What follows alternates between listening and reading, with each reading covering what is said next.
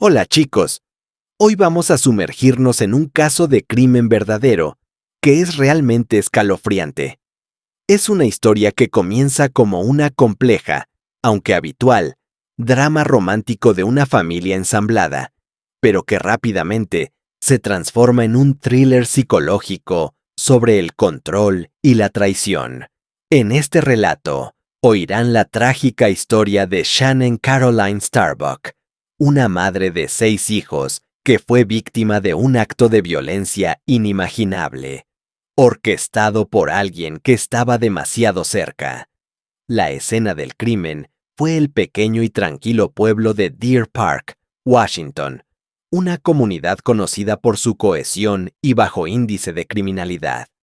La víctima, Shannon Starbuck, de soltera Conway, era conocida por sus vecinos como una mujer devota, reservada y profundamente respetada.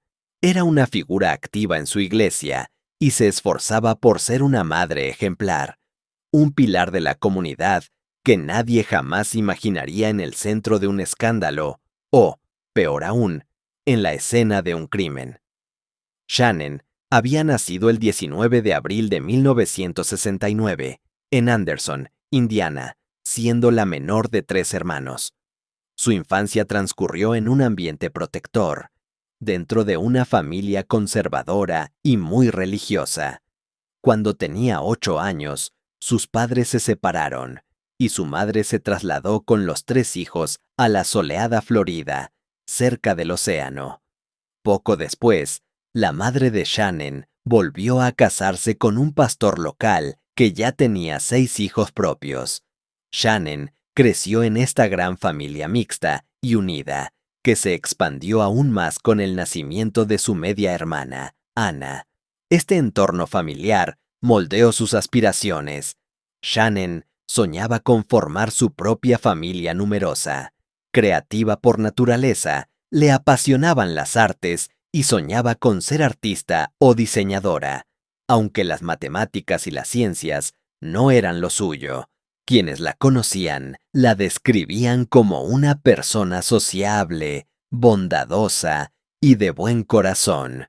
Sus aptitudes artísticas le abrieron las puertas de una prestigiosa universidad en Tallahassee, donde consiguió una beca en diseño y decoración. Aunque evitaba las fiestas ruidosas, disfrutaba ser el centro de atención y cultivaba un amplio círculo de amistades. Su futuro parecía brillante y prometedor. En 1989, a la edad de 20 años, la vida de Shannon dio un giro significativo cuando conoció a un joven llamado Clay Starbuck en su iglesia. Él tenía 24 años y la conexión entre ellos fue inmediata. Clay Joshua Starbuck provenía de un entorno más humilde en Oregón, y tras graduarse en la escuela y obtener un título de ingeniero, encontró trabajo en el sector industrial en Alaska. Clay ya había pasado por un matrimonio anterior en Denver, del cual tuvo 2 hijos. Sin embargo, ese matrimonio se disolvió, lo que lo llevó a regresar brevemente a Alaska. Fue durante una visita a sus familiares en Florida en 1989, cuando asistió al servicio dominical y vio por primera vez a la joven Shannon. Desde ese encuentro, una innegable chispa encendió un romance que floreció rápidamente. A Shannon no le incomodó que Clay ya estuviera divorciado y que estuviera luchando activamente en la corte por la custodia de sus 2 hijos. Su fe compartida fortaleció el vínculo, y Clay rápidamente se ganó la aprobación de la madre de Shannon y el apoyo total de la familia.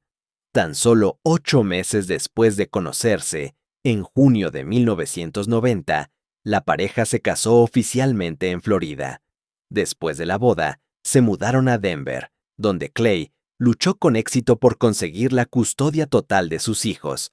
Shannon, profundamente enamorada, abrazó a los niños con los brazos abiertos, tratándolos como si fueran suyos.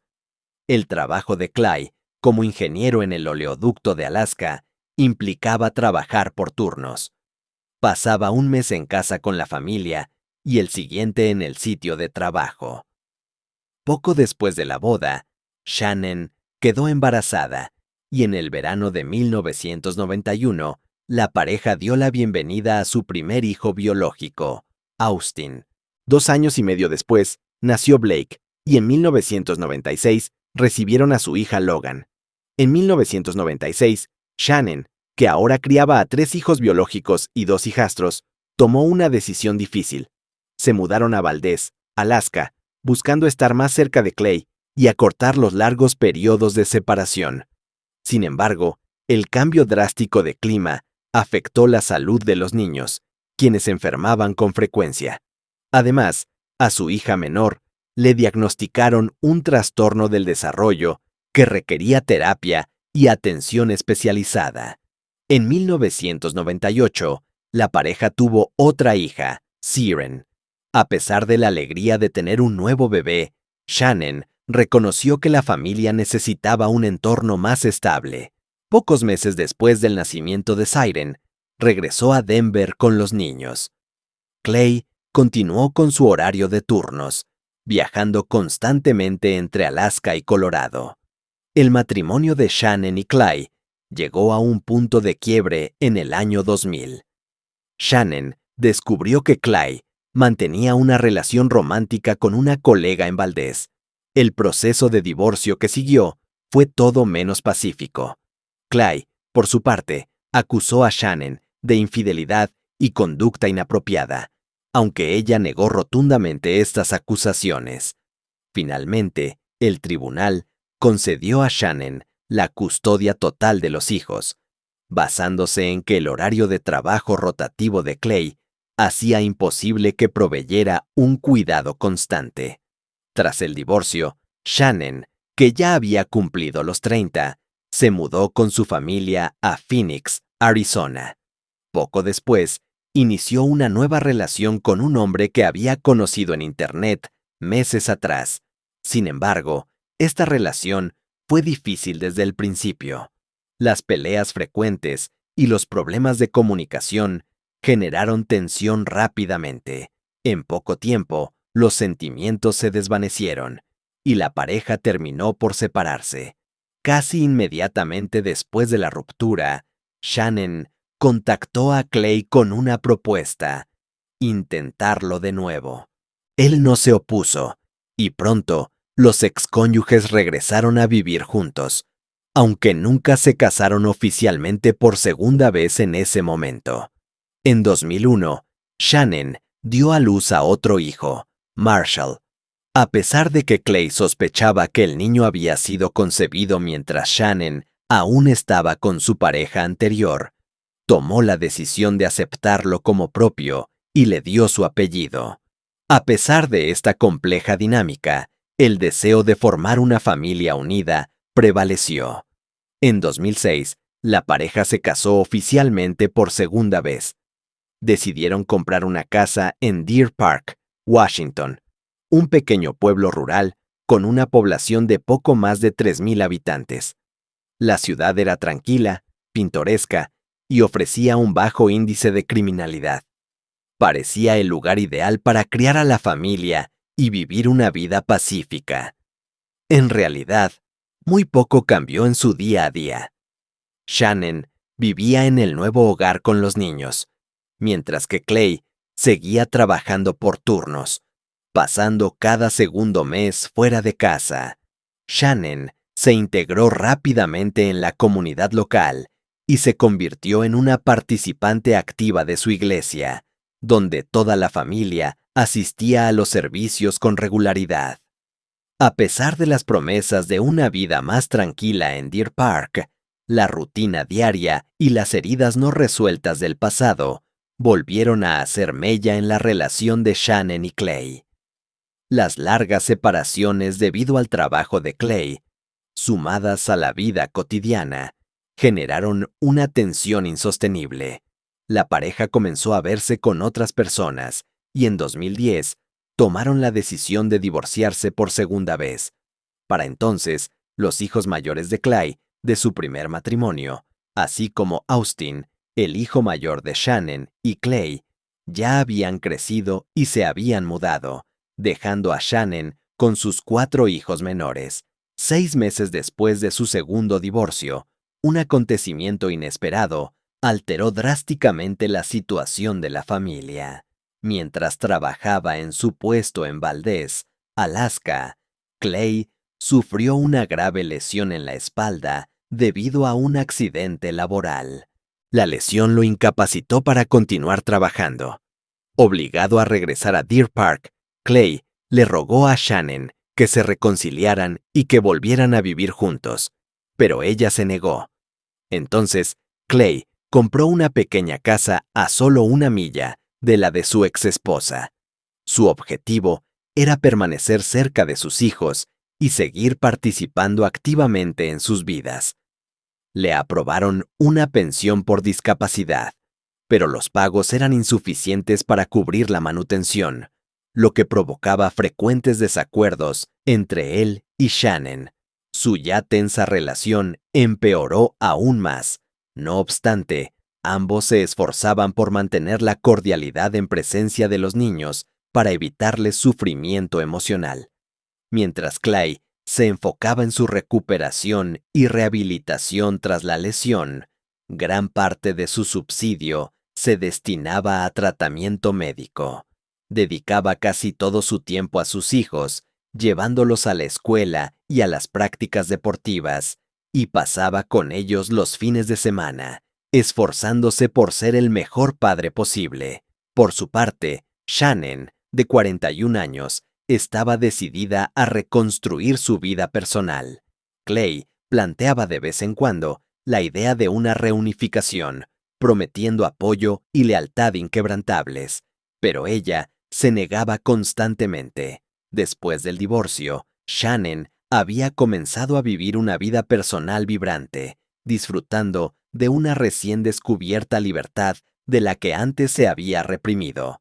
Ras el segundo divorcio, Shannon se encontró decidida a tomar las riendas de su vida personal y profesional. Enfrentando dificultades financieras, buscó nuevas oportunidades de carrera y decidió inscribirse en un programa de higiene dental, un campo que prometía ingresos estables y lucrativos. Rápidamente se destacó en sus estudios, obteniendo las mejores calificaciones de su grupo y asegurándose un puesto como asistente en una clínica local, con la promesa de empleo a tiempo completo al finalizar su formación. Shannon estaba entusiasmada. Sentía que su vida estaba cambiando y confiaba en que el éxito la esperaba en todos los aspectos de su futuro.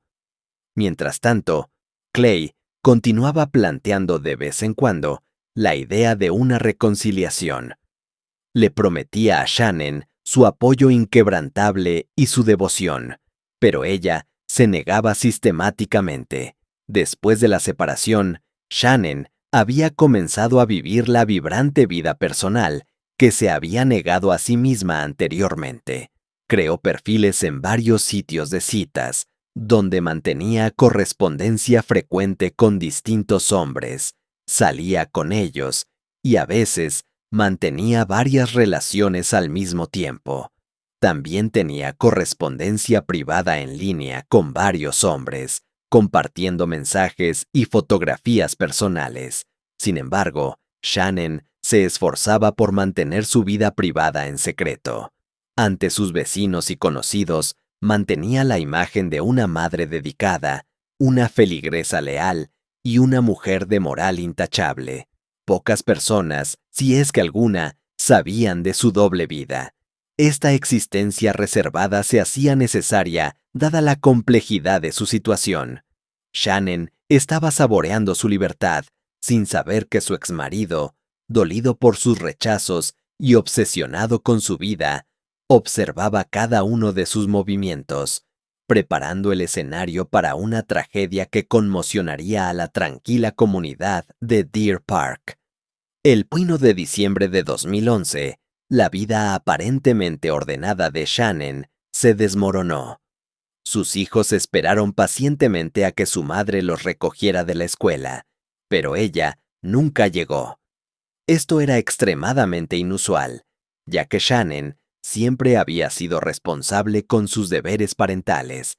Alrededor de las 3:00 p.m., Blake, de 16 años, le envió un mensaje de texto preguntándole dónde estaba y quién los recogería, pero no recibió respuesta. Blake, junto con Logan, Siren y Marshall, comenzaron a preocuparse cada vez más al no poder comunicarse con su madre.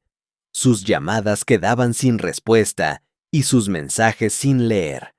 Aproximadamente 40 minutos después, finalmente llegó una respuesta. Shannon le escribió a Blake que su padre los recogería y les pidió que esperaran un poco.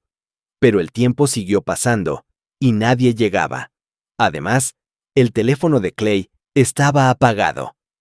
30 minutos más tarde, llegó otro mensaje desde el teléfono de Shannon, indicándoles que se comunicaran con su hermano mayor, Austin, de 20 años, que vivía solo en la misma ciudad, y le pidieran que los recogiera.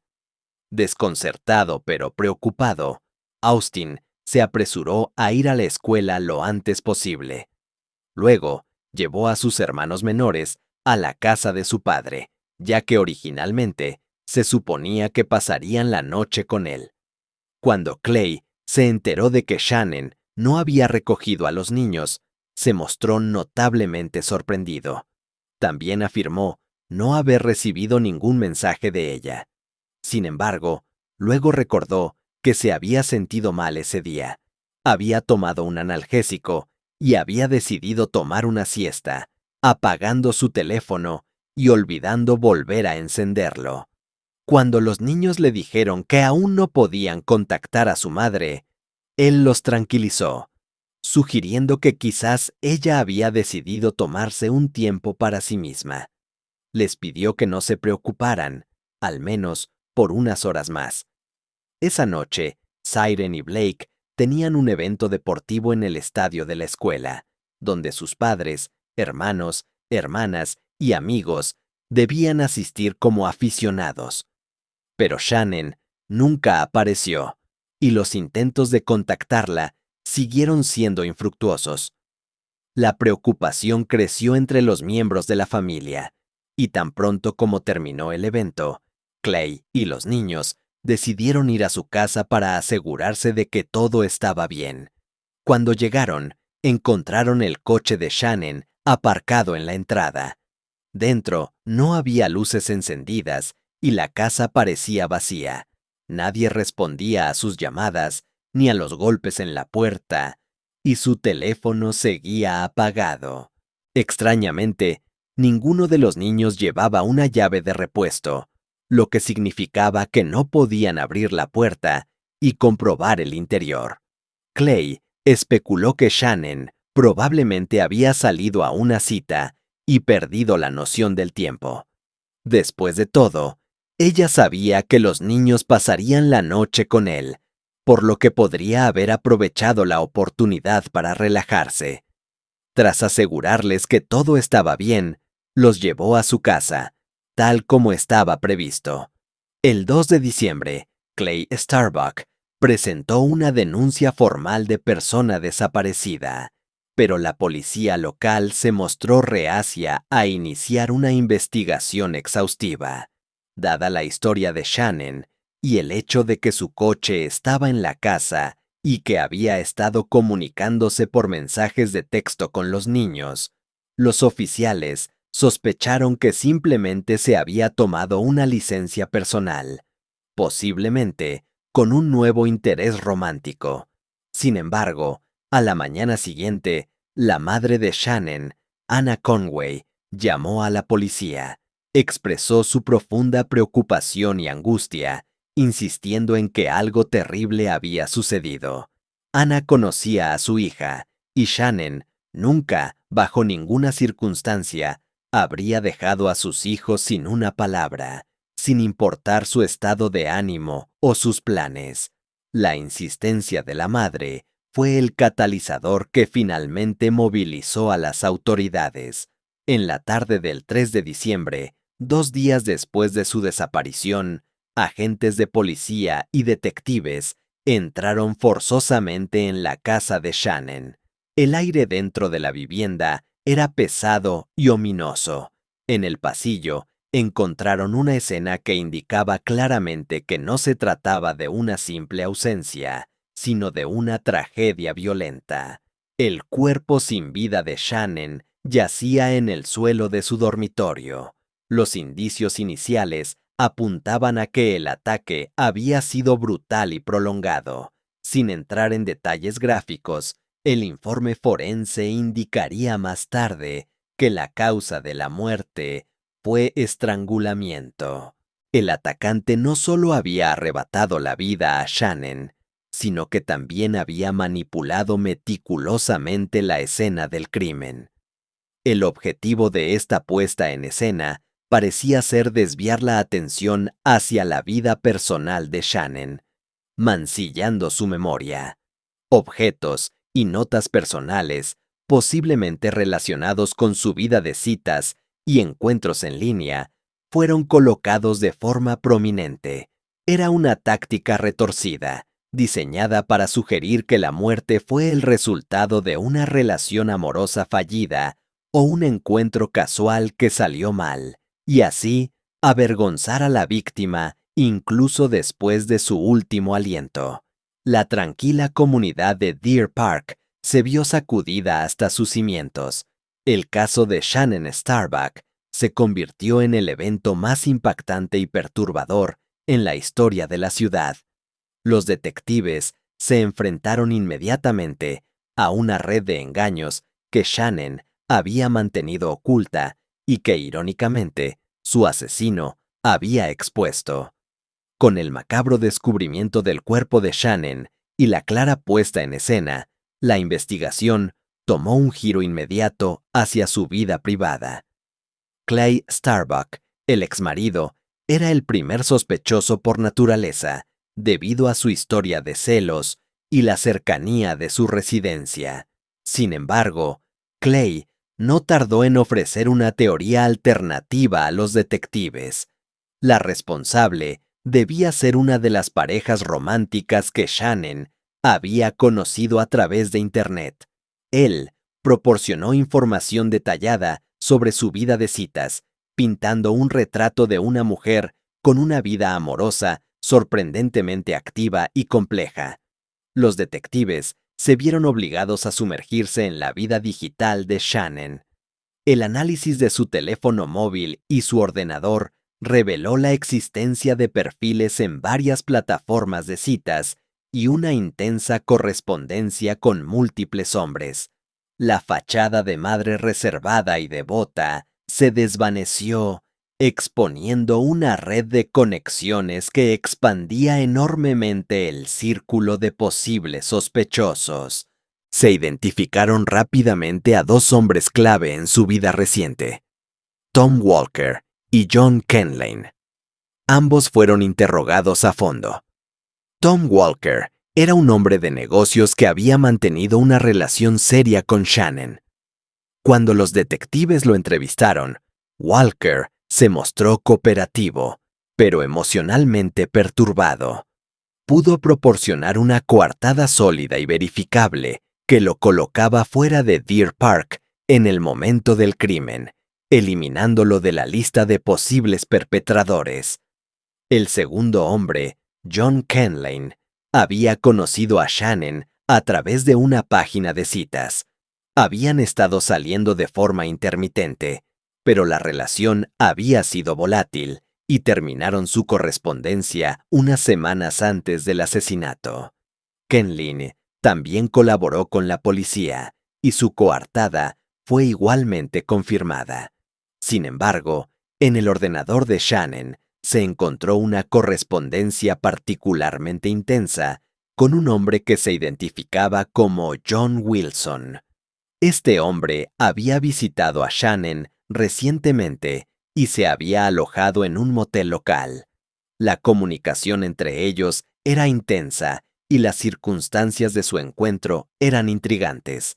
Tras rastrear la identidad real de John Wilson, los detectives finalmente lo localizaron. Él también fue interrogado y después de una verificación exhaustiva, su coartada demostró ser irrefutable. A medida que las coartadas de los amantes de Shannon se confirmaban una por una, la teoría de Clay, de que la culpa recaía en un extraño o en un romance de Internet, se debilitaba. Los investigadores se dieron cuenta de que la verdad probablemente residía en alguien mucho más cercano a Shannon, alguien cuyo motivo no era la pasión desenfrenada, sino una dolorosa y profunda sensación de derecho y control. Con el macabro descubrimiento del cuerpo de Shannon y la clara puesta en escena, la investigación tomó un giro inmediato hacia su vida privada. Clay Starbuck, el exmarido, era el primer sospechoso por naturaleza, debido a su historia de celos y la cercanía de su residencia. Sin embargo, Clay no tardó en ofrecer una teoría alternativa a los detectives. La responsable debía ser una de las parejas románticas que Shannon había conocido a través de Internet. Él proporcionó información detallada sobre su vida de citas, pintando un retrato de una mujer con una vida amorosa sorprendentemente activa y compleja. Los detectives se vieron obligados a sumergirse en la vida digital de Shannon. El análisis de su teléfono móvil y su ordenador reveló la existencia de perfiles en varias plataformas de citas y una intensa correspondencia con múltiples hombres. La fachada de madre reservada y devota se desvaneció, exponiendo una red de conexiones que expandía enormemente el círculo de posibles sospechosos. Se identificaron rápidamente a dos hombres clave en su vida reciente: Tom Walker y John Kenlin. Ambos fueron interrogados a fondo. Tom Walker era un hombre de negocios que había mantenido una relación seria con Shannon. Cuando los detectives lo entrevistaron, Walker se mostró cooperativo, pero emocionalmente perturbado. Pudo proporcionar una coartada sólida y verificable que lo colocaba fuera de Deer Park en el momento del crimen, eliminándolo de la lista de posibles perpetradores. El segundo hombre, John Kenlin, había conocido a Shannon a través de una página de citas. Habían estado saliendo de forma intermitente, pero la relación había sido volátil y terminaron su correspondencia unas semanas antes del asesinato.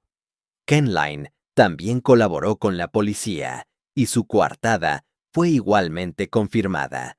Sin embargo, en el ordenador de Shannon se encontró una correspondencia particularmente intensa con un hombre que se identificaba como John Wilson. Este hombre había visitado a Shannon recientemente y se había alojado en un motel local. La comunicación entre ellos era intensa y las circunstancias de su encuentro eran intrigantes.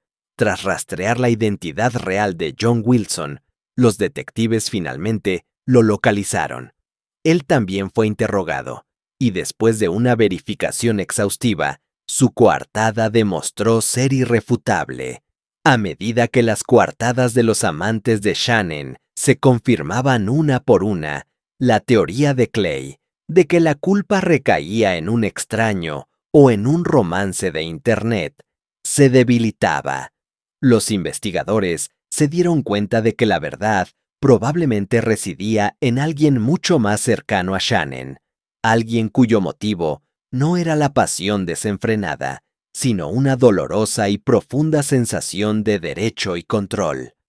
Con la eliminación de los amantes de Shannon como sospechosos viables, la mirada de los detectives regresó inevitablemente a Clay Starbuck. A pesar de su negación y su intento de desviar la atención, los investigadores sentían que el motivo de un exmarido resentido y celoso encajaba mejor con la naturaleza controladora y violenta del crimen. El perfil de Clay sugería que su resentimiento por la nueva vida de Shannon, libre de su influencia, era el motor de la tragedia. Los detectives se enfocaron en las inconsistencias en la historia de Clay. Él había afirmado que su teléfono estaba apagado el 1 de diciembre debido a una siesta después de tomar un medicamento, pero las grabaciones de las cámaras de seguridad en la zona y los registros telefónicos contaban una historia diferente. Se descubrió que Clay había estado activo y conduciendo durante el tiempo en el que supuestamente estaba dormido. Pero la pista más reveladora provino del ámbito digital, donde Clay había intentado culpar a los encuentros online de Shannon. Los investigadores descubrieron un software espía instalado en el ordenador de Clay, diseñado para monitorear y registrar la actividad de Shannon en sus redes sociales, correos electrónicos y sitios de citas. Este descubrimiento demostró de forma concluyente que Clay no solo conocía la vida secreta de su exesposa, sino que la había estado vigilando de manera obsesiva. Su supuesta preocupación se reveló como una fachada para una profunda y enfermiza necesidad de control. Los investigadores también encontraron mensajes de texto que Clay había enviado a sus hijos, en los que intentaba socavar la imagen de Shannon, exponiendo detalles de su vida de citas y sugiriendo que ella no era una madre adecuada. Este patrón de manipulación y difamación indicaba un intento sistemático de destruir la reputación de Shannon. El patrón era claro. Clay estaba consumido por los celos y el resentimiento, incapaz de aceptar que Shannon ya no quería estar con él y que estaba rehaciendo su vida. La evidencia se acumulaba, pasando de ser circunstancial a una prueba de que su ira se había transformado en un plan premeditado. El acto final de Clay no fue solo un asesinato, sino un intento de venganza total. La forma en que se escenificó el crimen, con artículos personales de Shannon dejados a la vista, confirmaba que sus acciones estaban dirigidas no solo a infligir un daño físico irreparable, sino también a manchar su honor y reputación, incluso en la muerte. La reconstrucción final de los hechos por parte de los investigadores pintó un cuadro sombrío de premeditación y venganza. Se cree que Clay Starbuck utilizó una llave de repuesto de la casa de Shannon y posiblemente bajo un pretexto o mediante un mensaje de texto engañoso, la convenció de que saliera al pasillo. Una vez allí, la emboscó y la atacó, sin que su lesión en la espalda le impidiera llevar a cabo el acto de violencia que había planeado meticulosamente. La brutalidad del asalto fue interpretada no solo como un acto de rabia, sino como la expresión máxima de su necesidad de control. Los actos de Clay no solo buscaban terminar con la vida de Shannon, sino también humillarla, dejando intencionadamente ciertos objetos personales para mancillar su reputación incluso después de su muerte. El 6 de febrero de 2012, Clay Starbuck fue arrestado y acusado de asesinato en primer grado, con circunstancias agravantes, además de asalto con fines íntimos y allanamiento de morada. Aunque gran parte de la evidencia contra él era circunstancial, un cúmulo de mentiras, software espía y una coartada rota. La abrumadora cantidad de detalles comprometedores fue suficiente para llevar el caso a juicio. Dada la gravedad de los cargos, se enfrentaba a la posibilidad de la pena de muerte. El juicio comenzó en la primavera de 2013 y fue un proceso extraordinariamente doloroso, especialmente para los hijos de la pareja. El equipo de defensa de Clay argumentó que su anterior lesión en la espalda hacía físicamente imposible que él pudiera haber sometido y estrangulado a Shannon. Además, varios de sus hijos testificaron en su defensa, a veces retratando a su madre de forma negativa e insistiendo en que el culpable debía ser uno de sus numerosos amantes. Creían firmemente que su padre había sido incriminado. Sin embargo, el 8 de junio de 2013, el jurado deliberó y encontró a Clay Starbuck culpable de todos los cargos. Fue sentenciado a cadena perpetua sin posibilidad de libertad condicional. Además, el tribunal le prohibió contactar a sus hijos menores hasta que estos alcanzaran la mayoría de edad. Un reconocimiento devastador del daño psicológico y emocional que había infligido a su propia familia.